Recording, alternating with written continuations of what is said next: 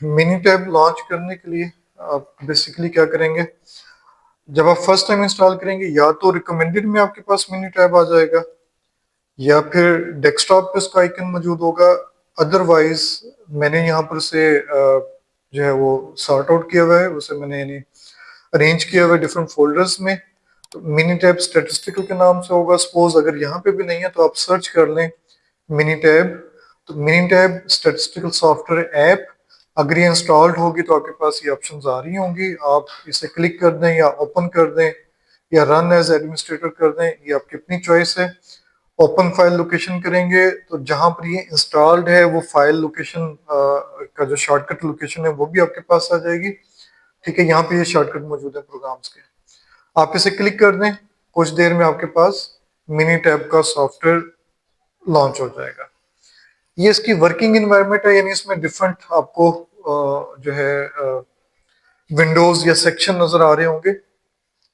जो बॉटम वाला पार्ट है ये आपको तकरीबन एक्सेल से मिलता जुलता सा नजर आ रहा होगा। डिफरेंस ये होगा कि वहां पर A1 B1 A B C D लिखा होता था और लेफ्ट साइड पे 1 2 3 वगैरह है। तो यहाँ पर C1 यूं समझ लें कि कॉलम 1 कॉलम 2 कॉलम 3, या यूं ले लें कि वेरिएबल 1 वेरिएबल 2 वेरिएबल 3, और ये ऑब्जर्वेशन नंबर 1 है। एसपीएसएस में अगर आप देखें तो उसकी जो टॉप रो थी वो ब्लैंक नहीं थी, इसमें टॉप रो ब्लैंक है, यानी यहाँ पर वेरिएबल के नेम आएंगे। ठीक है, अगर आप वेरिएबल को कोई नेम नहीं देंगे तो ये C1 C2 के नाम से वेरिएबल नेम यूज करेगा।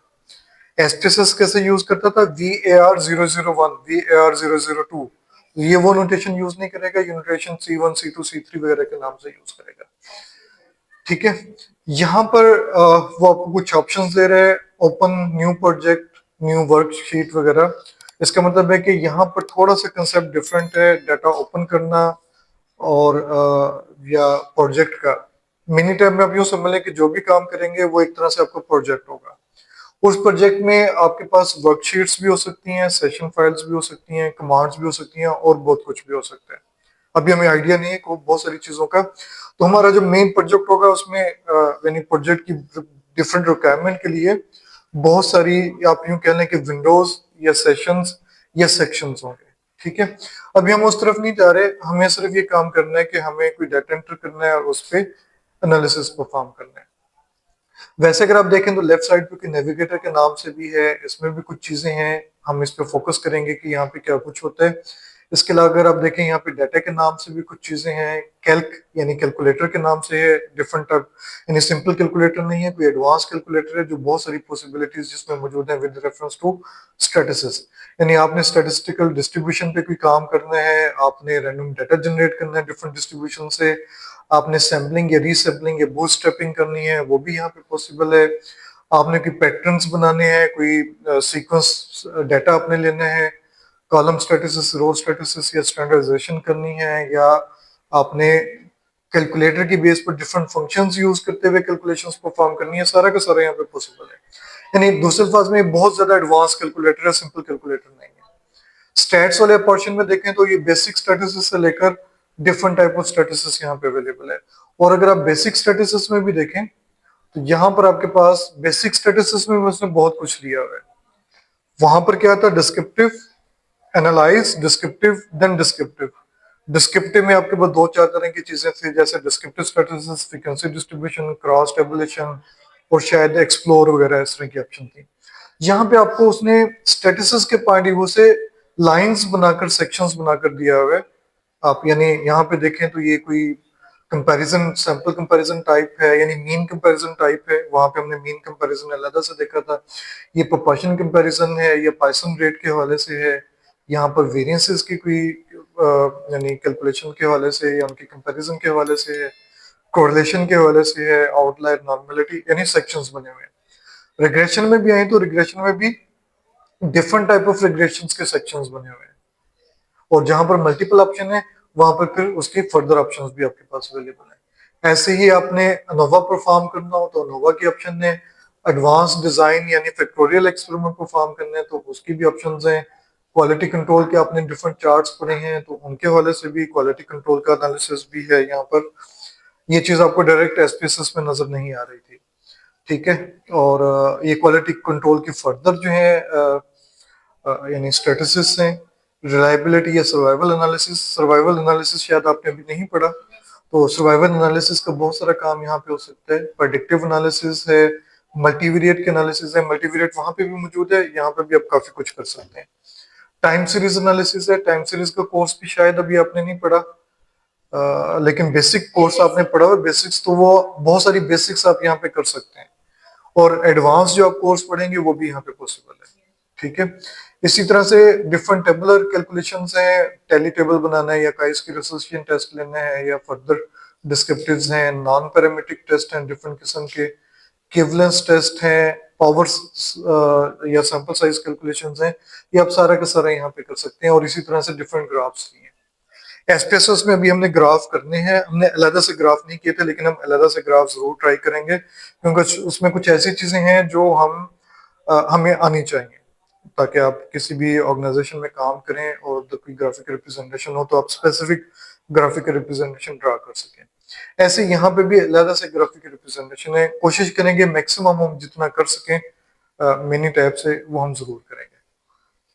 अच्छा, इसके बाद जो हमने यानी मेन काम स्टार्ट करना है वो बेसिकली डाटा एंट्री से स्टार्ट करना है। हम कोई भी वेरिएबल अज्यूम कर लेते हैं, सपोज हम एज का वेरिएबल ले लेते हैं, मार्क्स का वेरिएबल ले लेते हैं, हाइट वेट जो भी आपके जहन में वेरिएबल है या जिसे भी आप एनालाइज करना चाह रहे हैं वो आप ले लेते हैं, और यहाँ पर आप उसकी एंट्री कर देते हैं।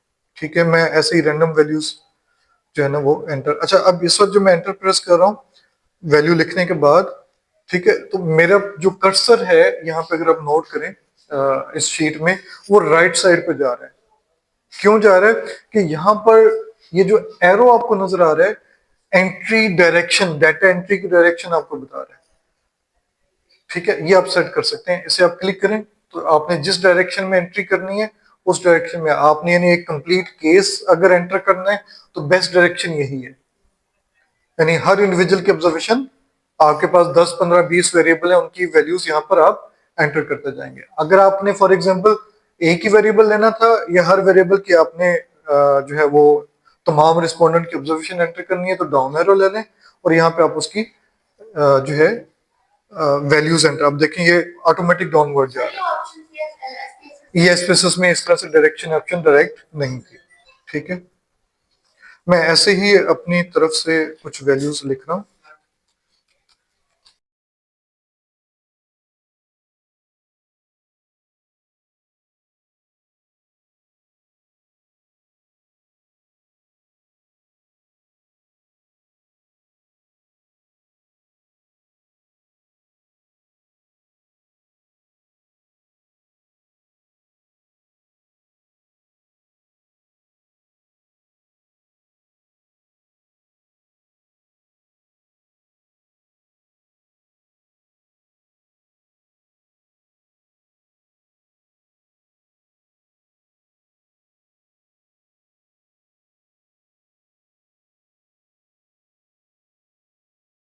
हमने एज वेरिएबल एंटर कर दिया, वैल्यूज उसकी आ गई, हम इस पर बेसिक डिस्क्रिप्टिव लेना चाह रहे हैं।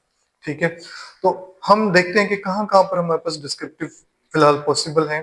फिलहाल अभी हम स्टैट से ही, स्टैट वाले मेन्यू से ही ट्राई करते हैं। Stat basic statistics, display descriptive statistics है, स्टोर डिस्क्रिप्टिव स्टैटिस्टिक्स है, ग्राफिकल समरी। और एक चीज नोट करें, मिनी टैब में आपके साथ एसपीएसएस की तरह हिंट्स भी आ रही हैं कि ये डिस्प्ले डिस्क्रिप्टिव क्या करेगा, summarize your data with descriptive statistics such as mean and standard deviation and display the results in the session window। ये जो विंडो है बल्कि अभी चलें थोड़ी देर में आपको बताता भी हूँ।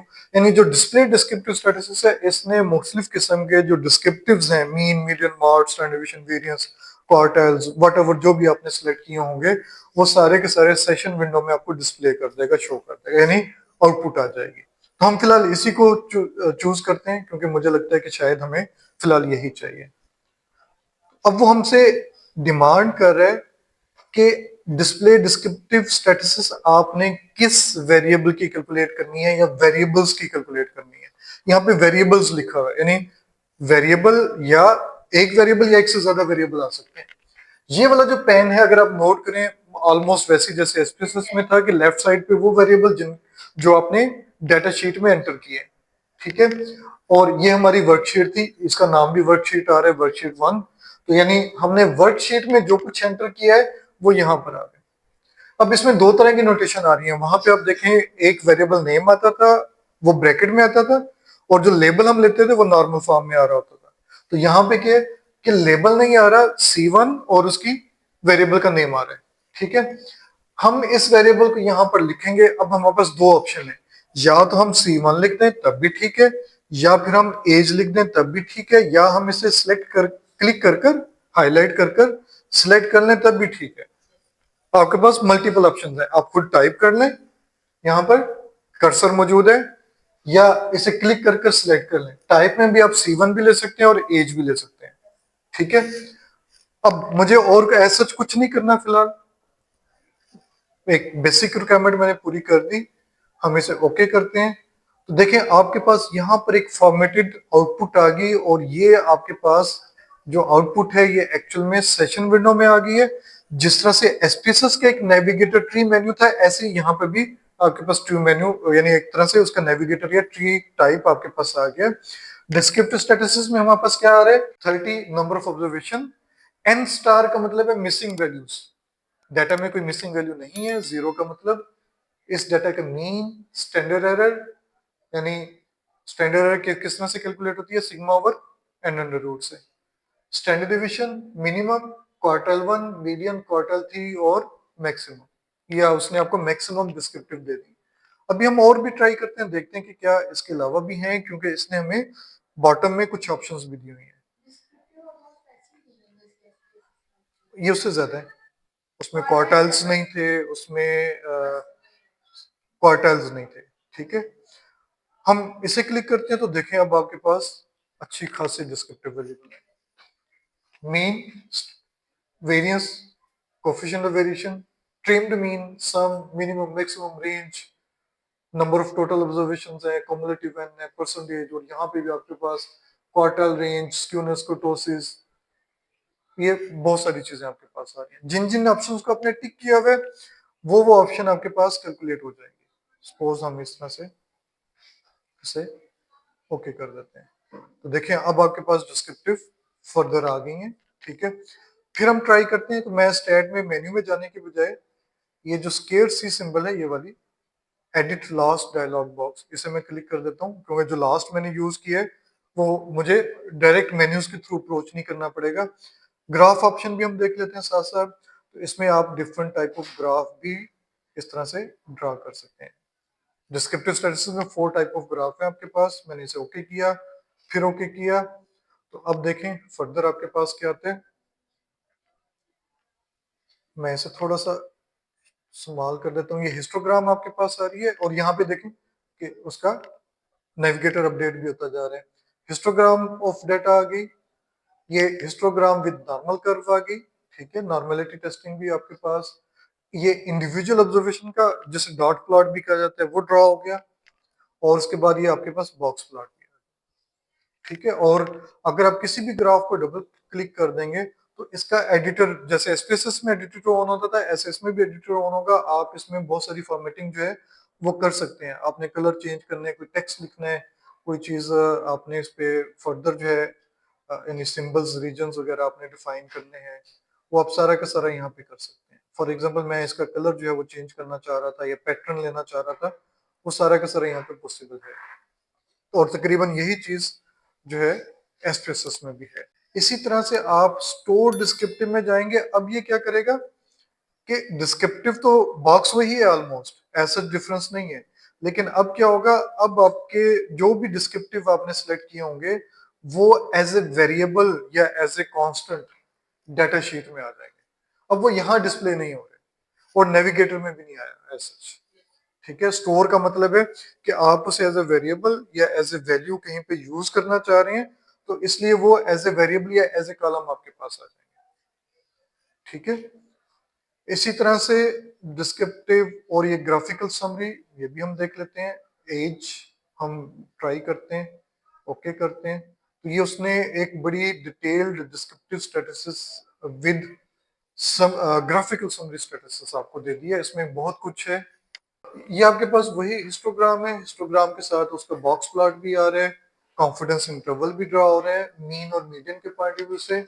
और यहाँ पे आप देखें तो नॉर्मेलिटी टेस्ट भी आपके पास आ रहा है कि जो डाटा आपके पास है वो नॉर्मल है या नहीं है। फिर जो डिस्क्रिप्टिव हमने ली हुई थी वो भी यहाँ पर आ रही है, क्वार्टल्स, 95% confidence interval for mean, median और इवन स्टैंडर्ड डिवीजन के लिए भी। यानी इस तरह की अगर आप चीजें देखेंगे ये आपको डायरेक्ट एसपीएसएस में इस तरह से नजर नहीं आएंगी। ये आपको डाटा की बहुत सारी इंसाइट्स या जो क्या कहना चाहिए अ, जो विजुअलाइजेशन में maximum possible statistics, summary statistics नहीं, वो विद विजुअलाइजेशन आपको सब कुछ बता रहे हैं। और देखने में ग्राफ भी ज्यादा बेहतर लगता है। इसका मतलब ये हुआ कि एसपीएसएस में जब हम काम कर रहे थे तो वहां पर उन लोगों की यानी उसके बनाने वालों की सपोजिशन ये थी कि एसपीएसएस के यूजर जो है वो नॉन स्टेटिशियंस हैं, तो उनके लिहाज से उन्हें डिजाइन किया हुआ था उसके आउटपुट को। यूं समझ लें कि ये वाली जो सॉफ्टवेयर है ये ज्यादातर स्टैटिशियंस या डाटा एनालिस्ट टाइप लोगों के लिए, डाटा साइंस के लोगों के लिए या हम यानी स्टैटिशियंस के लिए है, क्योंकि इसमें स्टैटिस्टिक्स के पॉइंट ऑफ व्यू से बहुत सारी चीजें हैं जिसके बेस पर हम डाटा की डिफरेंट अजम्पशंस या रिक्वायरमेंट चेक करते हैं। जैसे आप टी टेस्ट करते हैं तो या जी टेस्ट करते हैं तो डाटा आपका नॉर्मल होना चाहिए। अब इसका मतलब एक टी टेस्ट कंडक्ट करने से पहले आपने नॉर्मलिटी टेस्ट करनी है। वेरिएबल अगर नॉर्मल होगा तो आप टी टेस्ट कंडक्ट करेंगे, अदरवाइज आप नॉन पैरामीट्रिक की तरफ चले जाएंगे। तो ये एक तरह की आपको हेल्प कर रहे हैं डाटा की जो अजम्पशंस हैं उनको उनको वो भी आप यानी असेस कर रहे हैं या उन्हें आप यहाँ पे चेक कर रहे हैं। ठीक है, इसे आप फर्दर एडिट कर सकते हैं, यानी डिफरेंट कंपोनेंट है, पार्ट है इसके, आपने कलर्स चेंज करने हैं। अब ये देखें जब आप एसपीएसएस में आपने ऐसे किया था, जब आप इसे सिलेक्ट करेंगे सारे बार सिलेक्ट हो। ठीक है, जब आप किसी इंडिविजुअल को फर्दर क्लिक करेंगे तो इससे आपने स्पेशली हाईलाइट करना है, कोई इंफॉर्मेशन देनी है तो इस पे भी आप डिफरेंट चेंज कर सकते हैं। कोई यानी जैसे ये है, सॉरी, ये जैसे फॉर एग्जांपल मैंने कोई इंडिकेशन देनी है, कुछ राइट करना है यहाँ पर।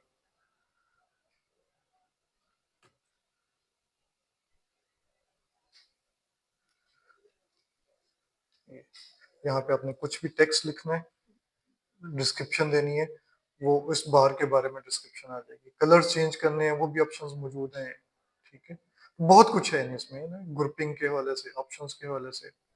ठीक है, अच्छा एक और काम हम साथ साथ कर लेते हैं ताकि हमारा एक पूरा सेशन ही कंप्लीट हो जाए।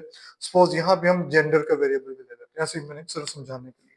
ठीक है, तो हम जेंडर में फॉर एग्जांपल एम और एफ कोड डिफाइन कर लेते हैं। जैसे ही मैंने एफ लिखा इसके साथ एक चेंज आ गई C2-T, पहले ये सिर्फ C2 था।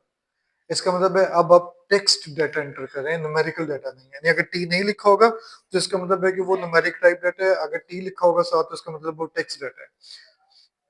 यानी इसमें अगर आप नंबर भी लिख देंगे तो उसका मतलब है कि वो as a text data count होगा। मैंने ऐसे ही रैंडमली जो मेरे जहन में था ऐसे ही मैंने male female gender type define कर दी। स्टेट्स में गए, डिस्क्रिप्टिव्स में जाते हैं और यहाँ पर जब मैं क्लिक करता हूँ तो एक और वेरिएबल आ जाता है, या यहाँ क्लिक करता हूँ तो देखें यहाँ पर अब दूसरा वेरिएबल नहीं आ रहा, सिर्फ न्यूमेरिकल आ रहा है, क्योंकि डिस्क्रिप्टिव स्टैटिस्टिक्स या statistics deals with numbers, text पे नहीं आएगा। लेकिन ग्रुपिंग वेरिएबल, बाय वेरिएबल का मतलब है ग्रुपिंग वेरिएबल। ग्रुपिंग वेरिएबल आपका टेक्स्ट हो सकता था, वो यहाँ पे हाईलाइट हो गया। जेंडर वेरिएबल आ गया, मैंने ओके किया। अब आपके पास आउटपुट जो है वो देखें, यहाँ से स्टार्ट होती है डिस्क्रिप्टिव जी, मेल की कैलकुलेशंस और फीमेल की कैलकुलेशन अलग अलग आ रही है। और इवन ऐसे ही आपके पास मेल का ग्राफ और फीमेल का यानी हिस्टोग्राम दोनों की कंपेयर हो रही है साथ साथ। ऐसे ही उसकी नॉर्मेलिटी कर्व है, डॉट प्लॉट है और बॉक्स प्लॉट है।